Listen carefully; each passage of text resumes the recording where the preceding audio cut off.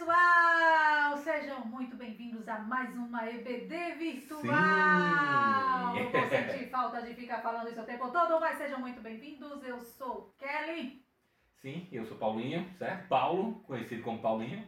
Pois é, e hoje nós vamos falar sobre a ética no Novo Testamento de uma maneira Sim. muito mais aprofundada. Sim, né? lá na aula retrasada a gente falou sobre a ética no Novo Testamento nas características gerais. Aí a gente tinha falado também sobre o Antigo. Aí semana passada a gente falou sobre o Antigo Testamento, a ética bíblica, detalhado, com as suas fases. E hoje a gente separou em duas fases aqui, né? Duas divisões, né, didáticas aí. Que é realmente onde a gente encontra os Isso. princípios éticos ali do Novo Testamento. Exatamente. Né? Então nós separamos aí Jesus e a ética do reino e separamos também sobre a ética lá nas cartas de Paulo. Perfeito, é isso aí. Né? E a gente quer fazer uma lembrança que essa nossa lição aqui, ela está baseada no livro de capacitação ética cristã refletida a beleza do Evangelho da JUERP de 2003. Então todo o esqueleto dessa aula com algumas inserçõezinhas aí realmente... pinceladas, como eu falei já. Exatamente, é aqui o escopo da nossa aula. Mas vamos lá, semana passada, né, a gente abordou esses princípios do Antigo, hoje a gente vai para os novos, pro novo aí, perdão, e a gente vai começar falando sobre talvez a principal ética que nós temos que seguir, né? Que é a ética de Jesus, que na verdade é Jesus e a ética do reino. Pois né? é, mas aí no final das contas é a mesma coisa. Exato. Né? Pois é, a ética de Jesus tem sido descrita como a ética do reino de Deus. Isso. Ela referiu-se à sua igreja somente 2 vezes, tá, gente? Que foi lá em Mateus 16, 18 e 18, 17. E ao reino mais do que 70 vezes. Olha só. Tá vendo? Então, o seu evangelho é definido por ele como evangelho do reino, lá em Mateus 4, 23. Isso. E quase todas as suas parábolas têm a ver com o tema do reino. Vai abrir Mateus 4, vamos lá, 23? Mateus 4, 23, para poder dar uma contextualizada aí. Mateus 4, 23. Jesus percorreu toda a Galiléia, ensinando nas sinagogas deles, pregando o evangelho do reino e curando todas as doenças e enfermidades entre o povo. Sua pregação era o reino. É esse versículo que você encontra ali, né, no chamado, né, dos discípulos e um pouco antes deles chegarem, né, atravessarem para ir para o Sermão do Monte. Né? Agora olha que coisa linda. A ética do cristão é fundamentada no caráter inovador e transformador do evangelho do reino de Deus, cujo domínio tem repercussões no presente e no futuro. Transformador, né, cara? Isso é interessante, né? É um evangelho que transforma, né? Então é por conta desse transformador que a gente vai trazer aí algumas características do ensino ético de Jesus. Então vem com a gente. A primeira característica do ensino ético de Jesus é justamente o reino de Deus. Esse tema que apareceu mais de 70 vezes, né? Sim, exatamente, né? O tema do reinado de Deus está presente em 144 ocorrências no Novo Testamento. Dentre as quais 111 são dos evangelhos sinóticos, né? Mateus, Marcos e Lucas e João, né? E isso mostra como esse tema esteve presente nos ensinos éticos de Jesus e, assim, por consequência, né, extremamente relacionado com a sua ética, né? Pois é, o reino de Deus é o fundamento teológico do ensino ético de Jesus. Então a sua ética é apresentada em relação ao senhorio de Deus na vida do ser humano e é iminente o irromper do reino na terra com a proclamação do evangelho. Então, gente, é uma ética realmente relacionada aí à relação que a gente tem com Deus. Além disso, tendo sempre em mente que o reino de Deus ele vai irromper na terra com a proclamação então do evangelho. É verdade. Então, se a primeira característica é do reino de Deus, certo? A segunda característica é que o reino de Deus, né, está junto com a pregação de Jesus. Eles andam juntinhos aí, né, Kelly? Jesus entendeu o seu ministério como realmente o anúncio da chegada desse reino que a gente falou agora há pouco. Por isso, a conduta presente do cristão, gente, ele tinha que ser realmente perpassada, né, permanentemente perpassada pela compreensão escatológica, ou seja, o reino de Deus ele já se encontra no meio dos seus seguidores e ele virá, ele chegará, né? É uma coisa linda, né? Porque muitas vezes a gente esquece que o reino de Deus já está entre nós. Exatamente. Né? A gente esquece dessa iminência, dessa pregação, dessa urgência. Isso. Né? Na realidade a gente fica ali, Jesus vai voltar, que legal. Não, mas o reino de Deus já começou, já está instaurado aqui na terra. Né? Olha lá o que diz Mateus 12, 28, vamos ler aqui. Ele fala o seguinte, deixa eu ver, na verdade, tem um texto melhor aqui, que é Mateus 10, de 5 a 7. Mateus 10, de 5 a 7. Vamos lá. Jesus enviou esses 12 e ordenou-lhes: não ireis aos gentios, nem entrareis em cidades de samaritanos, e diante das ovelhas perdidas da casa de Israel. indo pregar e dizendo: o reino dos céus chegou, minha gente. Chegou. Já chegou. Então, na mensagem cristã, a ética do reino deve ser uma vivência prática. Exatamente. Daqueles que desejam, com vontade inovadora, transformar a realidade, alcançando cada vez mais pessoas com a aceitação da mensagem do Evangelho, o qual é a porta de entrada para o reino escatológico. Gente, essa mensagem ética, ela é urgente, tá? Então, esse tipo de mensagem a gente precisa realmente estabelecer hoje para que a gente possa alcançar e transformar a nossa realidade, alcançar pessoas a partir da mensagem do reino de Deus. Agora, se a gente falou que no ensino aí, na verdade, na ética de Jesus, você tem o reino de Deus como uma característica, depois você tem o reino de Deus em conjunto com a pregação de Jesus, pois Jesus foi anunciar esse reino. Nós sabemos também que o reino de Deus ele está ligado ao ensino ético de Jesus. Aquilo que Jesus nos ensina como sua teologia mesmo, né? Se o tema é o reino de Deus, ele quer saber que é o bem, ele quer provar que para a gente atingir esse reino, a gente também precisa estabelecer preceitos éticos aí. Exatamente. Né? Até porque o cristão verdadeiro, ele busca mudar a realidade, transformar a sua realidade. Exatamente. Então a ética de Jesus pode ser considerada contemporâneo escatológico, ou seja, é o reino que está entre nós, é o reino presente, que acontece, hoje, presente, mas vai se consumar lá na volta de Cristo, e nós acreditamos seja, e cremos nisso, né? O hoje, o presente, tem implicações no futuro. Exatamente. Então, assim, repetindo, a ética de Jesus pode ser considerada contemporânea escatológica, visto que, para ele, seus seguidores vivem no âmbito do reino, ao mesmo tempo, é aquela questão do já e ainda não, né? Exatamente. Já e ainda não, mas está chegando. Mas ainda não. Para explicar isso melhor, o George Led, né, que é um autor que a gente já trouxe algumas vezes aqui, ele vai dizer o seguinte: a ética de Jesus, então, é uma ética do reino, a ética do reinado de Deus. É impossível destacar ou separar a sua ética do contexto total da mensagem e missão de Jesus. Tais princípios éticos são relevantes apenas para aqueles que experimentaram o reinado de Deus. O elemento único do ensino de Jesus é que em sua pessoa o reino de Deus invadiu a história humana e os homens não somente são colocados debaixo da demanda da ética do reino de Deus, mas em virtude desta própria experiência do reino de Deus, eles são também capacitados a dar cumprimento a um novo padrão de justiça. Olha aí, tá, gente? Então, essa mensagem de Jesus, a pregação de que o reino já chegou, arrependei-vos, tá? Ela tem implicação direta às nossas atitudes, ao novo padrão que a gente deve seguir. Né? Como é que a gente deve agir diante dessa mensagem? O reino de Deus já chegou. O que é que a gente precisa fazer para anunciar a essas pessoas que o reino de Deus já chegou? Exatamente, né? Exatamente. Então, assim, o reino, vamos dizer assim, portanto, o reino de Deus, ele se apresenta em dois aspectos. O pessoal, a sua relação com Deus, o arrepender-se, essa relação que a gente falou da semana passada, do decálogo, ele vai realmente para nosso mundo contemporâneo. Ele vem para a aplicação do dia a dia, das nossas vidas. Visto aqui na Exatamente, porque os dois aspectos são o pessoal e o comunitário, cara. Você tem que aplicar na sua comunidade, na sociedade, nas pessoas que estão à sua volta. Então, assim, enquanto realidade pessoal, o reino reflete a relação existencial do indivíduo crente e o seu Deus, a quem adora e a quem serve. E na relação comunitária, o reino reflete no mundo por meio de quê? Da igreja.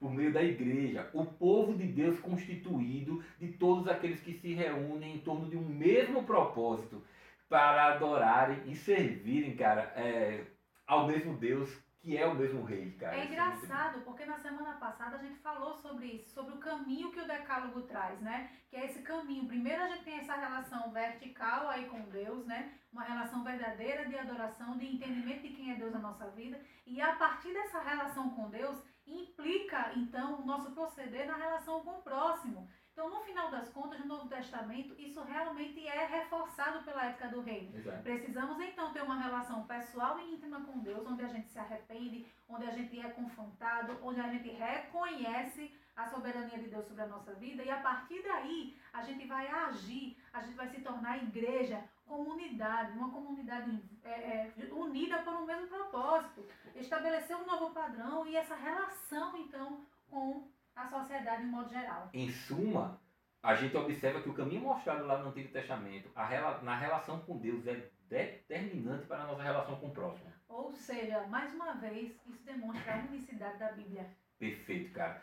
Uma outra característica de Jesus e a sua ética é que... Várias características que a gente vai apresentar agora. Que a gente vai apresentar elas assim agora, vamos dizer, de um modo mais de prático. uma forma mais prática para você poder entender. Então vamos lá. Grande parte do ensinamento de Jesus, gente, relacionava-se com a questão da conduta humana, da forma como a gente age. E é muito interessante porque lá no final, na conclusão hoje da aula, a gente vai falar um pouco da importância dos dois cursos que a gente estudou desde o início aí da pandemia, até a introdução bíblica. A ética de Jesus, ela supera em exigências a ética judaica da sua época, porque ela vai se personificar, na verdade, essa cultura judaica, né, na conduta ali dos escribas e dos fariseus, mas a ética de Cristo, ela é uma ética para todos nós, né? É engraçado, porque a gente acha que os judeus, os fariseus, os escribas, eles possuem uma ética mais exigente, mas pelo contrário. Pelo contrário, na realidade, a ética de Jesus supera, tá? É o caminho mais fácil deles, né? exigências, digamos assim, em relação à ética que era dada aí pelos escribas e fariseus. Exatamente. Então vamos lá, vamos pontuar cada uma delas. Primeira característica do ensino ético de Jesus. Jesus anuncia uma ética de conduta presente no cristão, sendo permanentemente, ou seja, lá de forma permanente, perpassada pela compreensão escatológica do reino de Deus, que é aquilo que a gente já falou, né? Ou seja, cara, a gente compreende que Jesus veio, o reino já chegou. O reino já chegou e ele será consumado. É uma né? ética baseada na urgência, no caráter urgente que tem que a gente anunciar o reino de Deus. Exatamente, precisamos anunciar essa... com urgência isso, que é uma característica que vai estar presente no ensino ético de Paulo, já já a gente vai ver.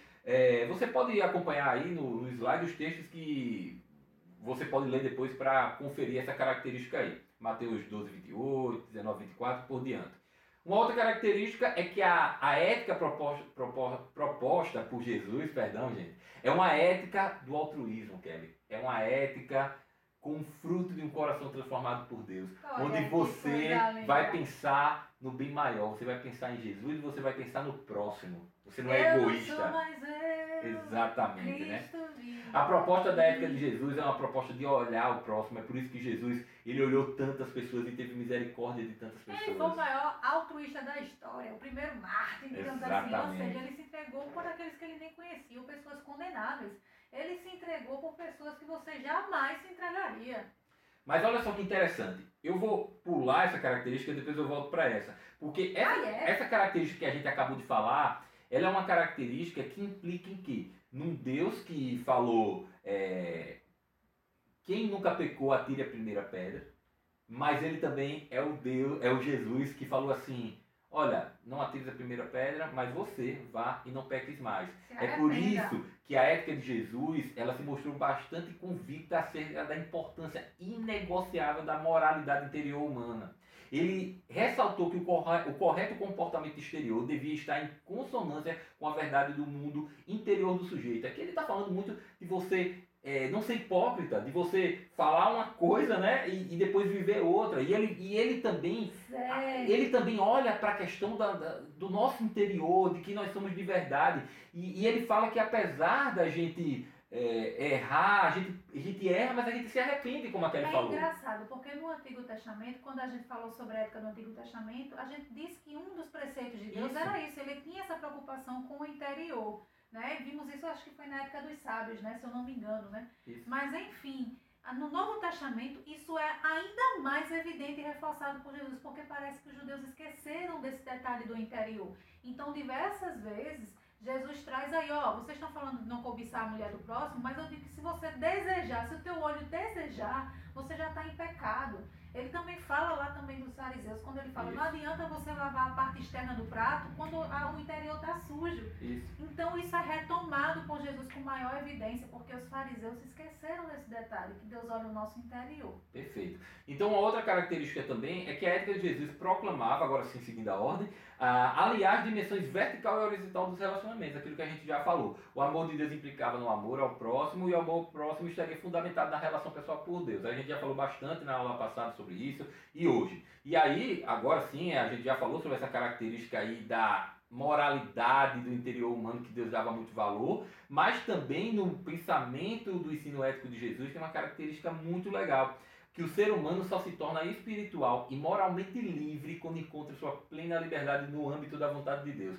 A gente falou sobre isso quando a gente deu aquela aula de liberdade, né? Então você vê que aqui está realmente assim já trazendo conclusões, né? Porque a gente está falando, a gente já vem falando sobre liberdade humana, nós gastamos uma lição inteira falando sobre liberdade humana e aqui realmente se configura na palavra de Jesus, né? No pensamento ético de Jesus a gente só é livre em Deus. Isso. A gente só é livre quando a gente está debaixo da vontade de Deus, né? Pois é, e uma última característica aqui é que Jesus ele investiu o ser humano decaído, investiu nesse ser humano. Diversos momentos. Diversos momentos, como a gente acabou de falar, né? Essa questão de acreditar na recuperação, no arrependimento, né?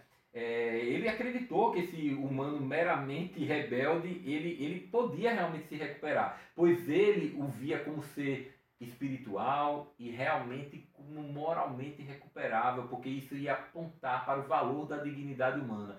Então, a gente enquanto cristão, a gente sempre tem que acreditar, né? Dignidade da pessoa a gente tem que acreditar nessa recuperação do ser humano. Ele acreditou na recuperação da mulher adúltera, ele acreditou na recuperação da mulher samaritana, Isso. Ele acreditou na recuperação moral de Zaqueu. Então a gente percebe em diversos momentos Jesus pensando naqueles que estavam perdidos. E ele fala isso em diversas parábolas. A ovelha perdida, a dracma perdida, tá? Ele fala do filho pródigo. Isso. Então assim, são diversos momentos em que Jesus aponta para a dignidade e valor da pessoa humana. Pois né? Agora, vamos lá, Kelly. Se a gente trouxe essas características do ensino ético de Jesus, baseado no reino de Deus, na sua vontade, nesses princípios morais, a gente sabe que isso teve que ser, de alguma forma, espalhado, né? Isso teve que chegar até as igrejas, as pessoas, teve que ter um movimento muito grande. E a grande personalidade do Novo Testamento, que foi figura central para que isso acontecesse, foi o apóstolo Paulo, né? O cristianismo ele não seria o mesmo se não tivesse existido Paulo. Não tem como. Em continuidade com o que foi ensinado por Jesus, que a gente acabou de ver, Paulo vai estabelecer os preceitos éticos daqueles que buscavam justamente o quê? O discipulado de Cristo. Qual deve ser o proceder daquele que se diz cristão? Paulo vai nos responder. Ele responde isso lá. Isso é muito interessante. E é por isso que o nosso segundo tópico é Paulo e a ética da nova vida em Cristo. Pois é, o apóstolo Paulo foi, sem dúvida alguma, depois de Jesus, a figura mais importante para a consolidação do cristianismo no século I depois de Cristo. Ele pode ser considerado, depois de Jesus, a mais persuasiva e poderosa influência na formação do pensamento cristão, e em particular, da ética cristã. É por isso que é importante falar sobre Paulo quando você fala sobre ética bíblica e sobre ética cristã, né? A ênfase do ensino ético de Paulo fundamenta-se não nos ensinos éticos do Mestre Jesus, mas nos efeitos temporais e eternos da sua morte expiatória e na ressurreição como Salvador e Senhor sobre a vida pessoal e comunitária dos remidos em Cristo, né? Engraçado, né? Porque ele é como se ele falasse assim, beleza, Jesus veio, ele fez essa pregação do reino, ele fez esse todo o movimento do ensino ético, do arrependei-vos, pois o reino já chegou. Isso. Agora, o que é que implica a morte e a ressurreição de Cristo para as nossas vidas? Como essa nova vida a partir do sacrifício de Cristo. Exatamente. Né? Então, o ministério de Paulo, especialmente através de seus escritos, representou para as comunidades cristãs primitivas o elemento definidor de toda uma postura que, através dos séculos, veio a identificar a fé cristã. Que maravilha. Então, os preceitos éticos estabelecidos por Paulo, dos seus ensinos, foi fundamental para determinar a forma como os cristãos se comportavam. Porque para o eticista cristão, os textos paulinos, eles se revestiam de um significado muito especial. Não apenas porque eles refletiam a compreensão moral do apóstolo, mas porque também trazem em si muitos fundamentos que são base que tem característica da cosmovisão cristã, através de quê? Dos tempos, especialmente no tocante à atitude moral. Então tudo isso é muito prático para a igreja. E a igreja olhava para Paulo e sabia que Paulo trazia esses ensinamentos focados em Cristo. E é por isso que tinha essa grande importância o ensino ético de Paulo. Então vamos conhecer algumas características éticas do ensino de Paulo? Com certeza, se é tão importante, vamos trazer, né? A primeira delas é estar em Cristo, é ser uma nova criatura, é converter-se do pecado para Deus. Olha só, a pessoa de Cristo preenche a totalidade da vida do cristão, a cada dia. E compromete-se mais, que o cristão, né, nesse caso, vai se comprometer mais e mais com o Senhor em pensamentos, em atitudes, em ações, em gestos. Né? Talvez aí seja um grande calo, né? Isso. Na realidade, as pessoas realmente acreditam nisso, né? Sou nova vida em Deus, sou nova vida em Cristo, nova criatura, né? Nova criatura, nova criatura. Ah! Pois é, aí fica cantando que eu sou nova criatura, mas não muda as suas atitudes, não busca mudar a sua forma de proceder. Isso. Então, que nova criatura é essa que se Exato. comporta como uma velha criatura? Exatamente. Né? Então, assim, Paulo ele bate nessa tecla, olha, está em Cristo, é ser nova criatura, ou seja, é se refazer, é destruir o que você era e se refazer. Isso não é só um dia, não. São todos os dias. É um compromisso que você tem com Jesus. É por isso né? que essa característica já nos leva a uma segunda característica do ensino ético de Paulo. Porque essa nova vida em Cristo é uma vida sob a direção de quê? Do Espírito Santo. Em oposição à vida sem Cristo. Sobre, vamos dizer assim, os domínios da natureza pecaminosa. Ou seja, o Espírito Santo tem que habitar em nossas vidas. Isso Não é um esforço sério. Não é um esforço, cara. É graça, né? Paulo fala bastante sobre isso, né? E é uma característica assim, fundamental do ensino ético de Paulo. Esse compromisso ele só vai ser honrado a partir do momento em que você permite o Espírito Santo dominar Exatamente. sobre a sua vida. Exatamente. Né? Ele ser forte. Você precisa alimentar o Espírito Santo dentro da sua vida para que você Exatamente. possa calar os impulsos pecaminosos de sua natureza. Perfeito. Então essa nova vida só é possível a partir da direção do Espírito Santo na sua vida. Pois é, uma terceira característica é o amor ao próximo, né? Que vai regulamentar a vivência do povo de Deus. É o caminho mais excelente, né? É a força ética do cristão, é o amor ao próximo, né? Olha só. E se tiver faltando amor ao próximo hoje, a gente já sabe então que, né, o cristão está sem força ética, né? Porque se... Pois é, então Paulo dá continuidade àquilo que Cristo deixou como mandamento. É por né? isso o papel hoje da igreja, entendeu? De olhar para a sociedade e tentar de alguma forma, não sei, cara, dialogar, conversar com Na as realidade, pessoas. todas as nossas relações, Isso. elas devem ser pautadas no amor. Isso. Amor envolve empatia, respeito, diálogo, né? E é coisa que realmente está em falta É verdade, hoje em dia. É né? verdade. Então a ética lá também de Cristo, como a ética de Paulo, tem esse enfoque, tá? No amor ao próximo. E olha só como uma característica complementa a outra. Porque a quarta vai dizer que os cristãos devem ser imitadores de Cristo, seguindo seu exemplo de humildade, generosidade e amor, o que deveria levá-los a servir uns aos outros. Ou seja, olha para Cristo, foca em Cristo, ser imitadores de Cristo, é o discipulado cristão, é ser imitador e passar isso para os outros. Né? Isso é muito interessante e isso é uma característica fundamental. É engraçado, né? Porque a gente só vai poder realmente seguir as características de Cristo se a gente tem uma relação. Isso. A gente volta novamente à mesma tecla. É a partir de uma relação que a gente tem com Jesus que a gente consegue, então, ser humilde. Né? Que a gente consegue, então, ser generoso. Que a gente consegue, então, dispensar amor ao próximo. Né? Exatamente. E dessa forma servir os outros. Jesus ele se tornou servo dos seus discípulos. Ele lavou os pés dos seus discípulos. Jesus foi altamente humilde, apesar de ser Deus, ele esvaziou a si mesmo, né? E se tornou carne. Então a gente, o que a gente é? Nada, minha gente, nada. Então essa relação com Deus, com Jesus Cristo, nos mostra quem realmente nós somos. E que a gente precisa imitar o exemplo de Cristo, né? Para que a gente possa ter as nossas relações éticas aí pautadas no amor. Perfeito. E a gente vai fortalecer isso aonde? Na igreja. A gente vai fortalecer... Porque uma outra característica. Exatamente, uma outra característica do ensino ético de Paulo é o estar em Cristo. A gente falou que estar em Cristo é ser uma nova criatura. Mas para Paulo também estar em Cristo é estar na igreja. Corpo de Cristo. A nova vida em Cristo.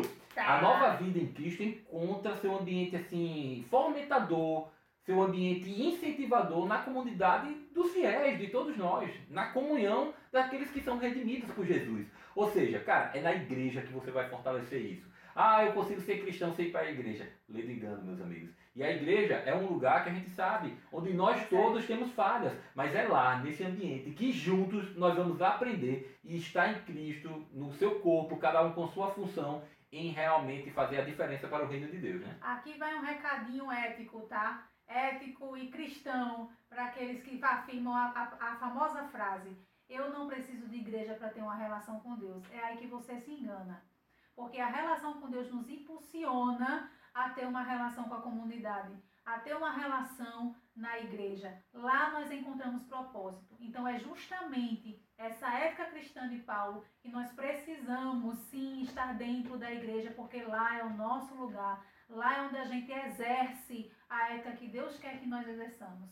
Né? Então, o cristão que não está na igreja é um cristão que, infelizmente, a gente questiona. Como é que está a relação dele com Deus, né? Então, nós nos encontramos na comunidade de fé. Então, a ética cristã de Paulo, ela nos impulsiona e ela nos revela que não adianta só ter uma relação com Deus. A gente precisa ter também uma relação horizontal. E a gente vai encontrar isso, né, justamente lá na comunidade de fé, onde nós vamos ter nossas dúvidas, né, sanadas, o nosso crescimento estimulado, né, além do incentivo de realmente estar lá participando e fazendo alguma diferença, digamos assim, né, também. E é por isso que a última característica que a gente vai trazer para vocês é que por causa da iminência da parúzia, né, o parousia, né, é a segunda volta de Cristo. Parúsia, né, o parousia, como você queira chamar aí, é a segunda volta de Cristo, Vinda. né? É vinda, perdão, segunda volta. É a segunda vinda de Cristo, né? A volta de Cristo.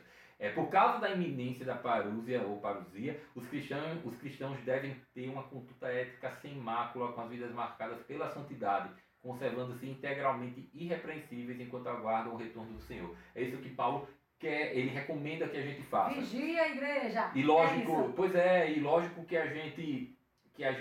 nós temos falhas, nós vamos errar no meio do caminho, mas o que ele está falando aqui é busquem, porque a volta está próxima e o tempo é o tempo de urgência. Paulo fala muito sobre isso, esse senso de urgência, né? Quando ele fala lá que a gente tem que aproveitar bem as oportunidades porque os dias são maus, né? Ele está falando isso, cara. Ele está falando, olha, o senso é de urgência. Vivam, aproveitem as oportunidades. E a gente pode começar a concluir aqui o nosso estudo, começar a concluir tudo que a gente conversou nesses meses, falando que a gente vive um momento disso, né? Um momento de pandemia, um momento onde a igreja precisa aproveitar essa oportunidade para falar de Cristo, para viver as melhores experiências com Jesus, né? Então, realmente, todo esse ensino ético que a gente viu, o Antigo, o Novo Testamento, tudo que a gente conversou, vai realmente convergir, cara, nisso aí. Vai realmente... que eu pensei. Exatamente, vai convergir, cara, nisso. Nesse momento onde a gente deve aproveitar para aplicar essa ética de Jesus, essa ética da nova vida. Fazer uma reflexão das nossas atitudes Isso. enquanto igreja e enquanto pessoa. Exato. Né?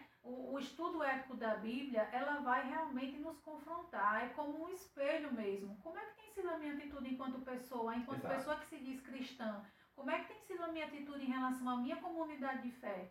Né? Então é um estudo, gente, que vai realmente focar lá dentro, naquilo que a gente precisa mudar nas nossas vidas. Não é que a gente vai deixar de ser pecador, não. Mas a gente precisa saber se a gente realmente tem lutado, se a gente tem lutado por isso que a gente diz acreditar. Né? Então o estudo ético, ele realmente deve nos trazer reflexões diárias, para que a gente possa realmente pensar e saber se a gente está cumprindo aquilo que Deus quer da gente. A conclusão do curso de Ética Bíblica é o seguinte: diante de tudo que a gente viu e que a gente ouviu, certo? A gente vai reafirmar que também no estudo da Ética Bíblica há uma unicidade da Palavra de Deus. A gente falou isso desde o princípio do estudo de introdução bíblica, lá no início da pandemia, né? A gente falou bastante isso lá no início, no curso de Ética. Então, apesar dos contextos históricos, culturais, sociais, políticos diferentes em ambos os testamentos, a gente encontra um fio invisível que dá unicidade à Bíblia, né, Kelly? Isso é muito lindo. Os preceitos éticos bíblicos, eles são absolutos, são atemporais e devem ser nossos guias para o nosso proceder diante dessa sociedade que a gente vive.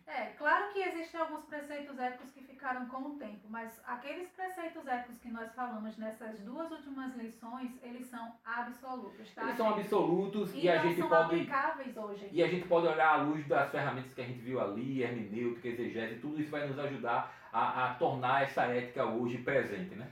Então, mais uma vez, a gente afirma, né, que a atualidade ela pode nos impor verdadeiros dilemas éticos, Sim. que não são abordados nas páginas da Bíblia. Claro que existem dilemas éticos como bioética, né? Por exemplo, a própria ética na internet, são coisas que a gente não vai encontrar na Bíblia, tá? No entanto, os preceitos éticos absolutos da Bíblia devem orientar nossa praxe. Nossa prática. Né? A nossa praxis. Então, se a minha decisão fere qualquer um desses preceitos éticos absolutos estabelecidos por Deus, então eu não devo fazê-lo. Isso me lembrou Mário Sérgio Cortella. Sim, Mário Sérgio Cortella. Mário Sérgio Cortella é um filósofo atual, né? E ele diz assim, uma vez ele falando sobre ética, ele afirmou que a gente deve ser pautado acerca da forma como a gente pensa, tá? Por exemplo, toda vez que eu for tomar uma atitude, eu devo pensar se aquela atitude vai ferir, digamos assim, de um modo, né? Eita, me compliquei todinha. Voltando ao pensamento. Bom, Mário Sérgio Cortella, ele afirma que toda vez que a gente for tomar uma atitude, a gente deve pensar se essa atitude faria a nossa mãe a se arrepender de ter dado a vida a gente. Nossa. Né? Então, toda vez que você tiver um dilema ético, pense assim, será que a minha mãe, com essa atitude que eu fizer, será que ela teria tanta vergonha de mim ao ponto de se arrepender de ter me dado a vida? Eu até vontade de sair. Né? E aí, o que acontece? A gente pode parafrasear, com toda a licença de liberdade, digamos assim, né, de expressão, né, a gente pode parafrasear também. Se é uma atitude, se eu estou diante de um dilema ético, e se aquela atitude que eu estou pensando em tomar, ela vai ferir a Deus a ponto de dizer assim, de Deus dizer, poxa vida, tô tão triste com a Kelly, mas tão triste que, sinceramente, eu teria vergonha de ter criado ela. Né? Então a gente precisa também pensar dessa forma. Toda vez que a gente se encontrar num dilema ético, em que a gente não consegue encontrar, digamos assim, nas páginas da Bíblia, se aquela atitude fizer Deus ter vergonha de ter criado você, com certeza não é a atitude correta a se tomar. Até porque a Bíblia ela pode não trazer expressamente alguma questão pontual contemporânea, mas os princípios e as bases podem ser aplicados. Por isso que a gente falou de interpretação, por isso que a gente falou de exegese, de estudo, de olhar. Fere ao amor ao próximo. Exatamente. Né? Fere a sua honra a seu pai e a sua mãe. Fere aos preceitos de propriedade. É isso, né? É isso. Enfim. Então, o que é que a gente conclui? Que a gente precisa realmente olhar para esses valores éticos e tentar segui-los da melhor forma. Esse foi o nosso estudo de ética bíblica. A gente tentou trazer para vocês aí de uma forma bem condensada os princípios ali da ética bíblica. A gente teve 3 aulas de ética propriamente bíblica, mas antes a gente contextualizou, trouxe uma base boa, tentamos fazer isso. E a gente agradece a você que esteve com a gente no curso de ética bíblica, a você que esteve com a gente desde o início lá no curso de introdução bíblica. Para quem ainda não entendeu, nós estamos encerrando o nosso curso. A gente está encerrando o nosso curso de ética, certo? E fica aqui realmente a nossa gratidão ao nosso Deus pela oportunidade, a nossa gratidão a você, a nossa gratidão nos acompanhou até aqui. Mais uma vez a Igreja Batista do Farol e a sua liderança ali, né, a equipe ministerial mesmo, os pastores que confiam a nós, né, a tarefa de estar aqui nessa EBD online. Então, muito obrigado. Nós vamos orar, agradecendo, encerrando esse momento. E é isso, pessoal. Vamos lá. Senhor, obrigado por esse dia. Mais uma vez, obrigado, Senhor Deus, pela EBD à distância, por tudo que o Senhor nos proporcionou, Senhor Deus, em conversar, aprender nesse período. Nós queremos, Senhor Deus, colocar a nossa igreja, nós queremos colocar o povo cristão, Pai, aqui diante de Ti, pedindo misericórdia que o Senhor possa estar conosco todos os dias, diante dessa pandemia, diante de tudo que está acontecendo, mas acima de qualquer coisa, que nós possamos, Senhor Deus, aproveitar as oportunidades para viver o Evangelho da melhor forma, Pai, e buscar isso todos os dias. Muito obrigado por tudo, Senhor Deus. Em nome de Jesus, amém. Amém. Tchau, pessoal. Grande abraço. Fiquem com Deus, boa semana e até. Tchau. Beijo. Tchau.